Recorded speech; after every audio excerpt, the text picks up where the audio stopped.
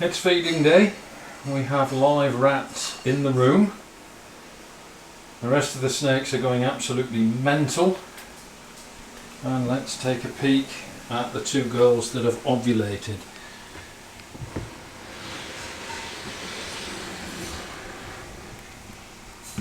Total disinterest at the back of the tub.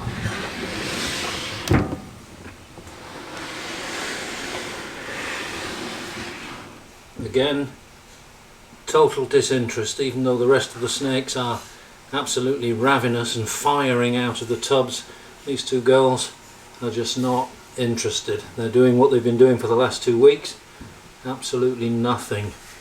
And you'll see that I've put some scrunched up newspaper in there. That makes them feel a little bit more comfortable as they nest down at the back of their tub, and it also allows me to spray down with water if I have any humidity issues. I can damp off the newspaper just to keep things nice and humid in their tubs.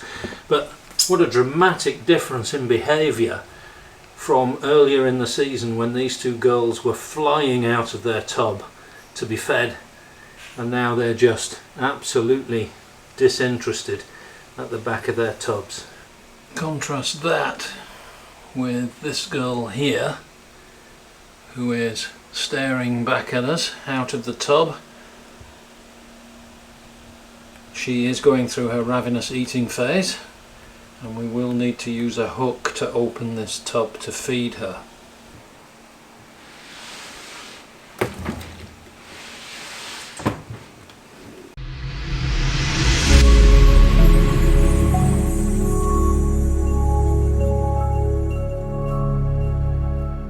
Hi guys, it's Rob from Royal Balls. For this episode I thought I'd bring you along in my February pairings. It's the first round in February, and I thought we'd take a look over the next 3 days at what happens during one of these pairing cycles. We'll get to look in a few tubs, we'll look at some snake behaviour, hopefully we'll get to see a few locks, when to take your males out, when to leave them in. So just to frame where we are in the season, here we are at around February time, and this is around the time that things start to slow down. My females are slowing down.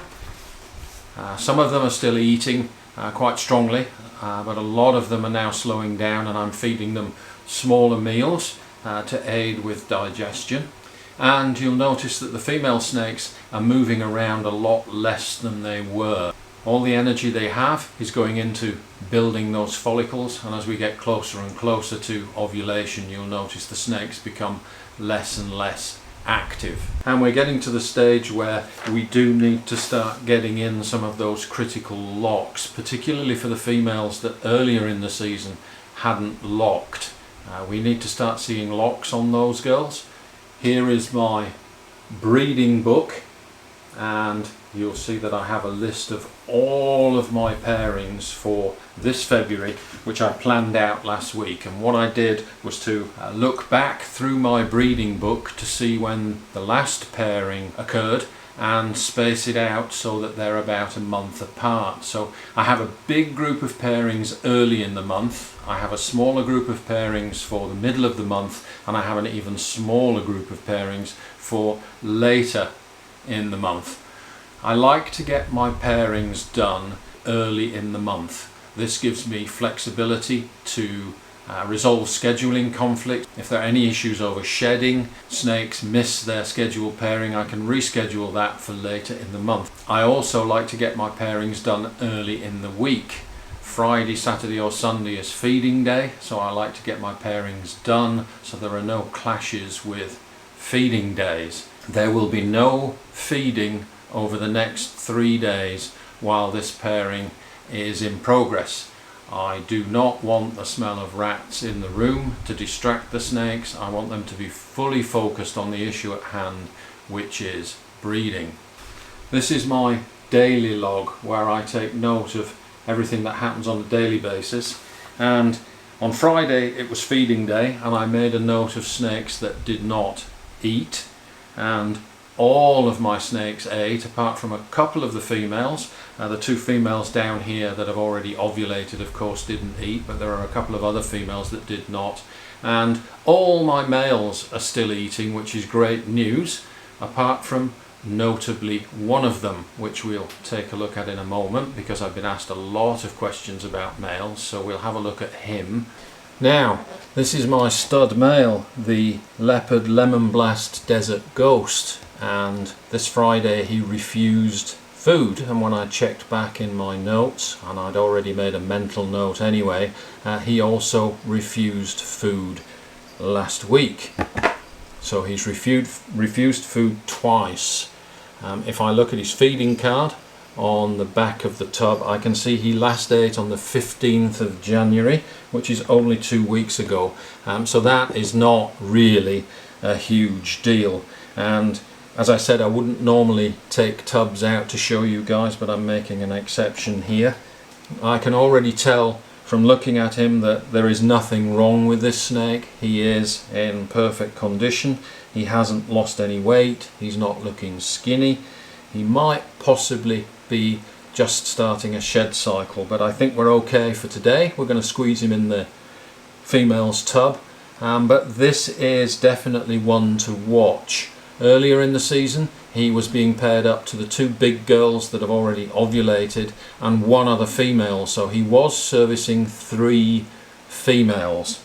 Those 2 bigger snakes have ovulated now, and so he no longer needs to service them, so he's down to 1, so the pressure's off. There's not so much stress on this guy, so we will pair him up to that female today. But the earlier that you can spot any of these issues, the easier it is to monitor it, and the easier it is to correct before it gets too bad and I have to pull this guy from the breeding roster.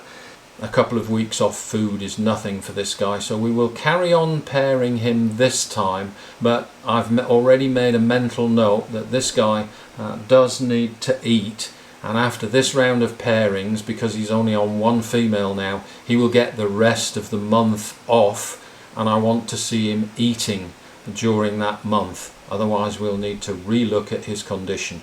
No issue right now, but I have made a note, both mentally and in my notes, that we need to keep our eye on this particular male. So let's put him back and not disturb him, because he's got work to do tonight. And each morning I come through and do my daily checks. I'm on paper substrate, so when tubs need to be cleaned, it is a full clean. The paper comes out, the tubs get refreshed, and new paper goes in, except during the breeding season.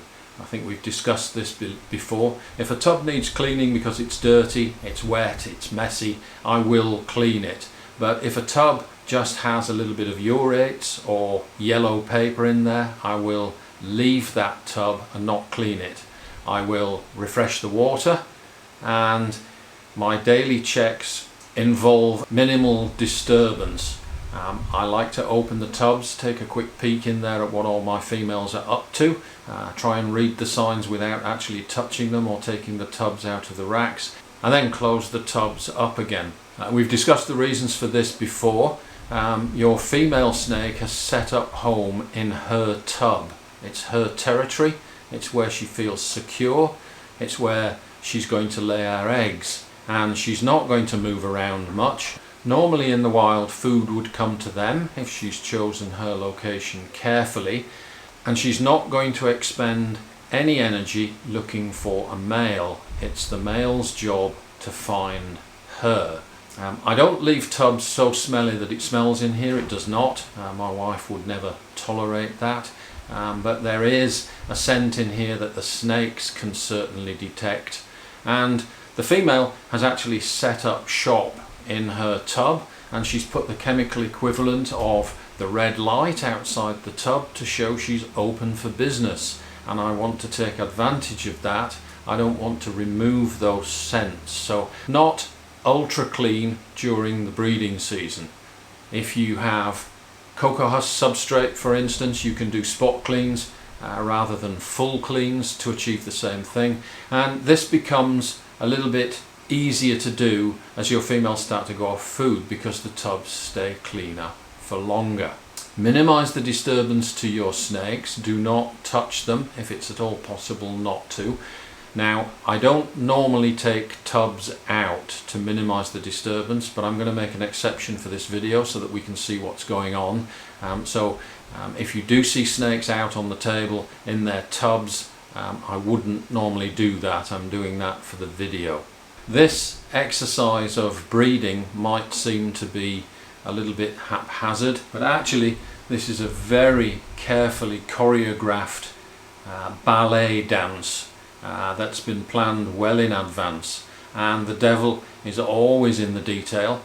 So what else happened this week on the run up to these pairings?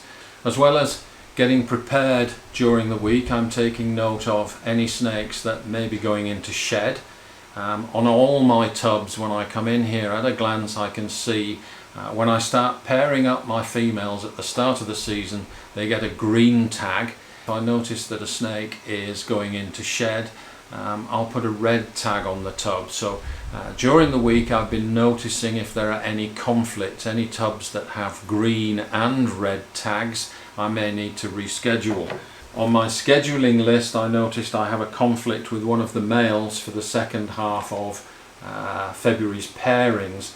He's going to go to 2 females and they're scheduled at the same time. So I'll take this opportunity to move one of those pairings up to the earlier part of this month in order to deconflict that male. This week it's been hot and dry unusually for the tropics, and we haven't had a great deal of rain.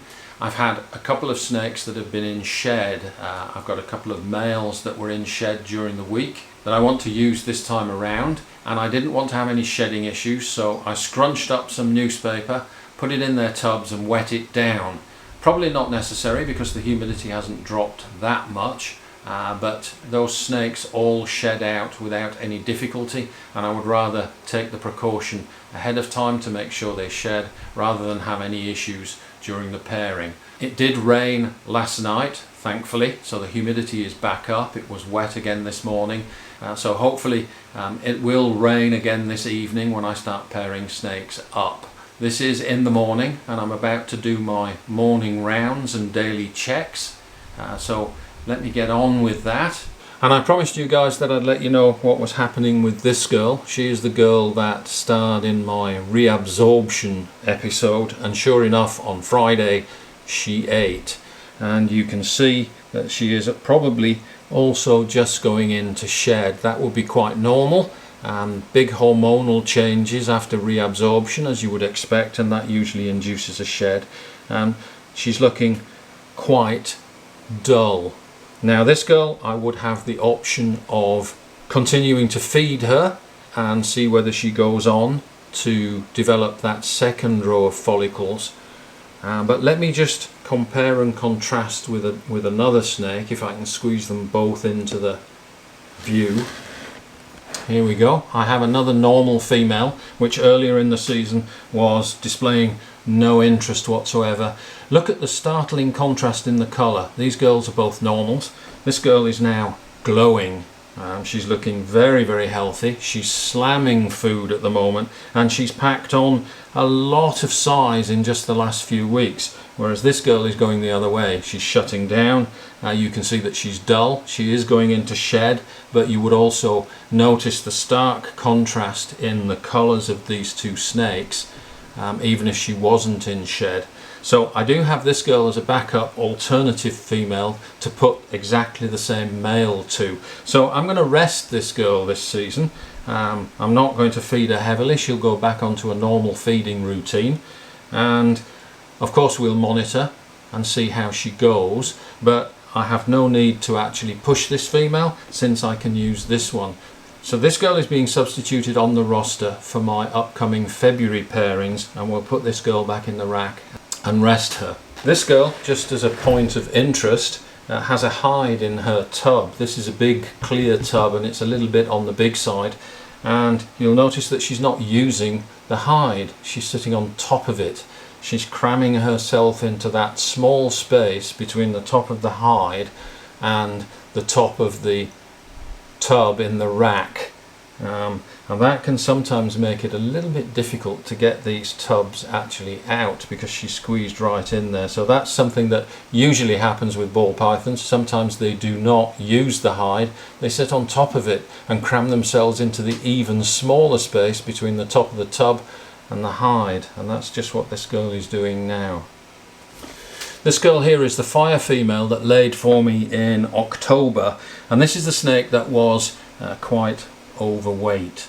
She isn't being paired just yet because she didn't lay until October, and that's one of the reasons that I like to put that label on the tubs for when they last laid, so that I can see when my individual females are likely to lay again this season. With your first time females, you don't have that guide, so you're going to have to read them, figure out where they're at in their breeding cycle. But for the girls that laid last year, I expect them to lay around about the same time again this year. So this girl is still getting back into condition, and for her, getting back into condition for being paired this season actually involved going on a diet. So she's been fed a small rat once every 2 weeks since she laid those eggs, and you can see that it's worked. She's nowhere near as fat as she was, and I can actually now start to see a spinal ridge on her which had disappeared completely before. So we're getting this girl back into condition. Getting them back into condition doesn't always mean feeding them, sometimes it can mean the opposite. This girl was fat, but she's now getting back into good condition. She looks really healthy, her feed response is good. So that's an example of a snake that went the other way and actually needed to go on a diet.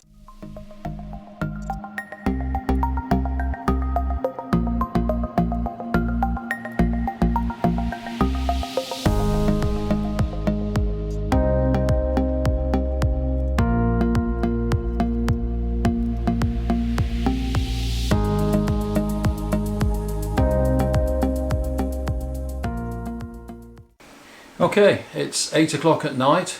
There's thunder off in the distance. It's very humid. It's a great night to pair up some snakes, so let's get them paired up.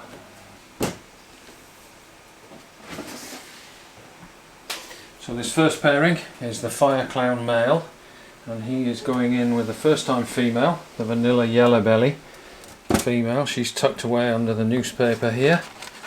This is the young female that we looked at in the last video, and she has continued to eat very ravenously, so let's put the male in with her. This will give me another shot at vanilla creams. So in he goes, and we close up the tub, and a black clip, black and yellow clip goes on there to let me know there's a male in there.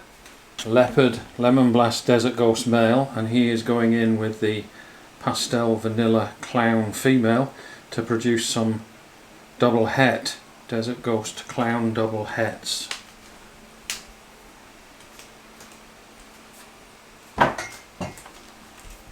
She's in the bottom here. There she is at the back of the tub. You'll notice the yellow paper. She has scented her tub. So we'll put him in here. And we'll close them up. This boy here is my Asphalt double het Clown Pied.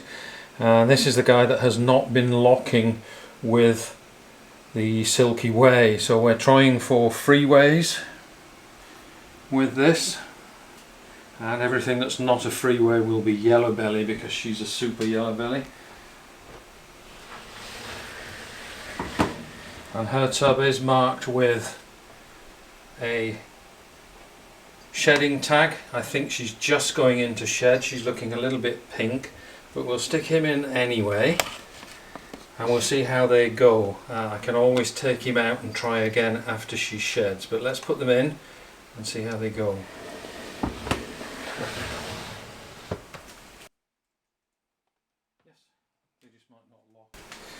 This is my Orange Dream Yellow Belly boy, looking very bright, and he's going to the Pastelenchi female up here. and you will see that she actually shed during the week, but I left the shed in for some extra scent, and I'll just wet that shed down a little bit just to get the scent going, and we'll stick him in with her, and you can see that immediately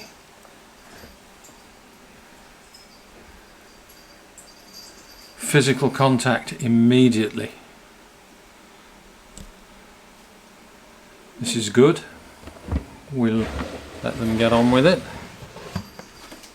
Camel Sable GHI Mojave.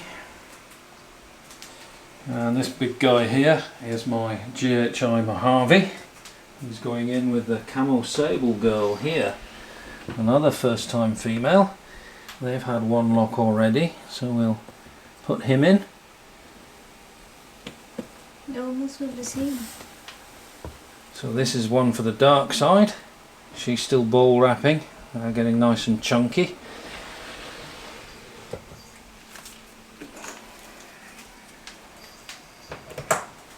This boy here is a pastel spot nose yellow belly het for clown male that I produced myself about 18 months ago, and he's hard at work this year, and he is going to the vanilla clown female here. She has made a mess of her tub this morning, and I refrained from cleaning it because I think she's probably going to make even more of a mess when this boy goes in. So in he goes.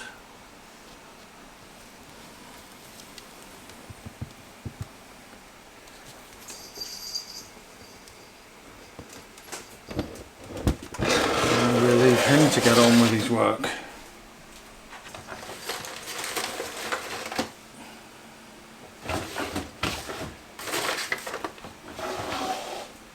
This is one of my long shot projects. This is a double het, possible double het albino clown male, and he is going in with a double het albino clown female. I have two of them, and he's being paired to the second one.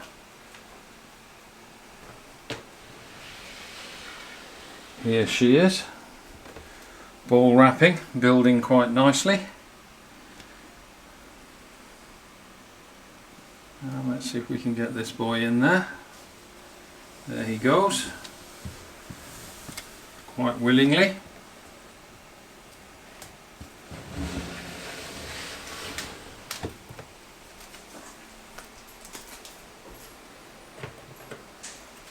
And another double recessive project. This is an exanthic possible het clown male. We're trying for exanthic clowns, and he is going to a possible double het female. I have two again, and he's going to the first of those girls,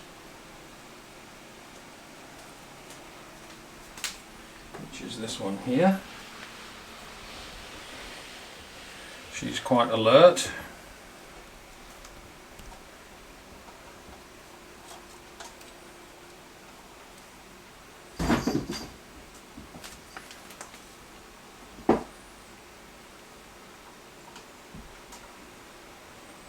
The snake will never strike at the other snake. Does that happen? Not usually. They do sometimes fight, but I've never seen them strike at each other. Okay. So in he goes. This boy has been a bit of a weapon this season as well, and we'll just top up her water bowl.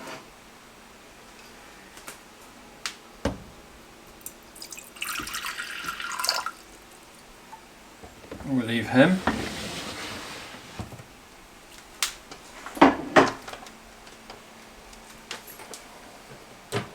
There's a male in that tub too.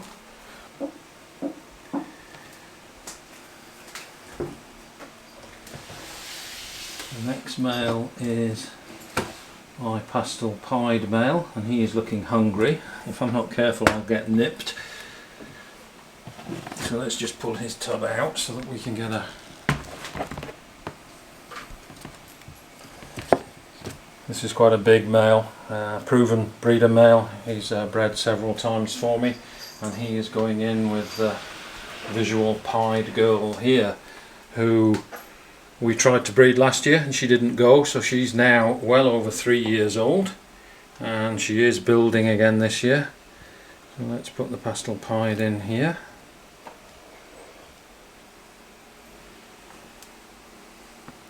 So you just don't put in the snake, you let the snake go in by itself. It depends where they're sitting. If she's sitting at the far end of the tub, you can just put them in. Okay, we'll let them get on with it.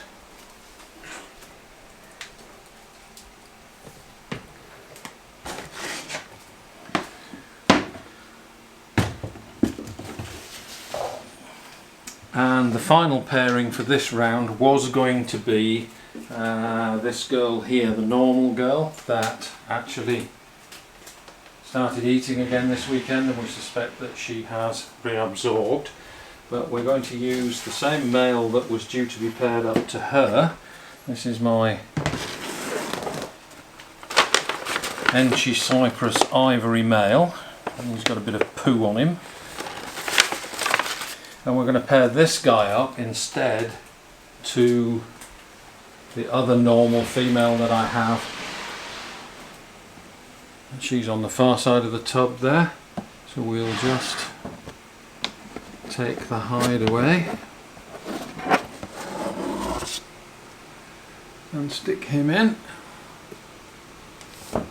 And he has also been very reluctant this season. I haven't seen a lot from him yet this season, although he is mature and producing sperm plugs.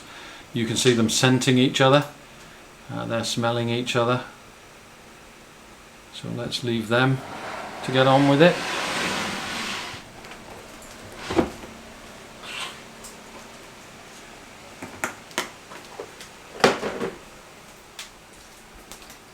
And all the tubs that the males have been in, you will notice I leave them open. That tells me that the male is in with a female. And again, as for the females, the tubs contain the scent of the male, and I'm not going to clean the tubs so that when the male comes out and he goes back into his own tub, he's going back into his own scent. I do feel that that's just a little bit of extra security for the male snakes, and it actually keeps them on food. If they go into a fresh tub, it's all very strange to them when they come out from the female, so I like to leave their scent in their tubs so that when I take them out of the females when they're done, I can put them back into a familiar scent. So let me just check my book and make sure that we've got them all done. That's 1, 2, 3, 4, 5, 6, 7, 8, 9, 10, and we have 1, 2, 3, 4, 5, 6, 7, 8, 9, 10. Yes, that's correct.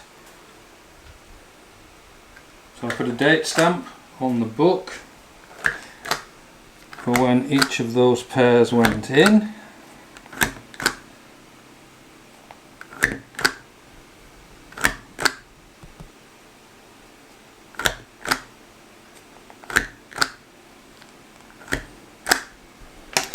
I'll record if they lock or don't lock down at this side, and the date that they come out I'll put down this side of the book when they're finished. So we're all set for tonight. It's taken me about 15-20 minutes to get all 10 of those snakes paired up, so we'll turn the lights out and we'll leave them to it.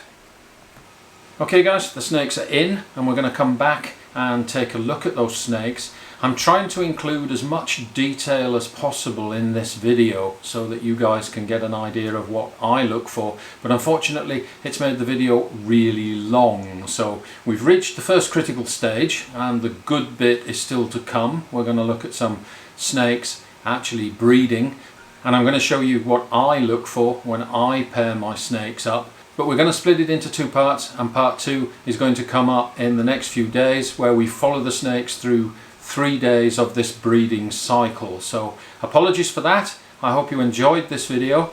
Please come back and watch part 2 because I do have some really good footage for you. Don't forget to share, like and subscribe, and we'll see you next time.